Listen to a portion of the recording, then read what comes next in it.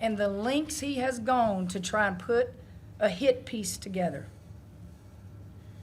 This reporter has been working on a story about me for 2 years. After 2 years of trying to get me to sit with him for an interview, he contacts LSU on Tuesday as we were getting ready for the first round game of this tournament with more than a dozen questions, demanding a response by Thursday, right before we're scheduled to tip off. Are you kidding me? This was a ridiculous deadline that LSU and I could not possibly meet, and the reporter knew it.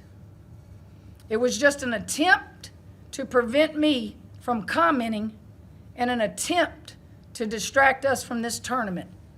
It ain't gonna work, buddy.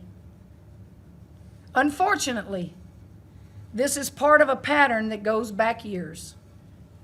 I told this reporter 2 years ago that I didn't appreciate the hit job he wrote on Brian Kelly, and that's why I wasn't going to do an interview with him. After that, the reporter called 2 former college coaches of mine and left multiple messages that he was with me in Baton Rouge to get them to call him back, trying to trick these coaches into believing that I was working with the Washington Post on a story. When my former coaches spoke to him and found out that I wasn't talking with the reporter, they were just distraught, and they felt completely misled. Former players have told me that the Washington Post has contacted them and offered to let them be anonymous in a story if they'll say negative things about me. The Washington Post has called former disgruntled players to get negative quotes to include in their story. They're ignoring the 40-plus years of positive stories that people or they have heard from people about me. But you see, reporters who give a megaphone to a one-sided, embellished version of things aren't trying to tell the truth. They're trying to sell newspapers and feed the click machine.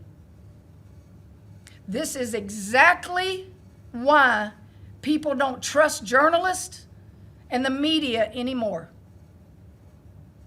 It's these kinds of sleazy tactics and hatchet jobs that people are just tired of.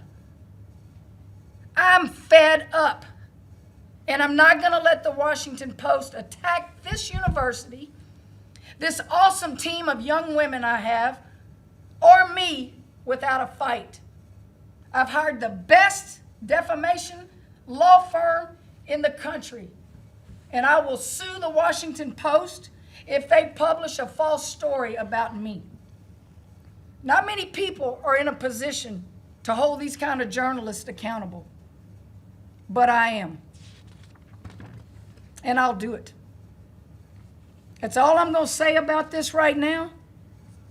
And now I'm going to get back to talking about my basketball team and winning this game tomorrow.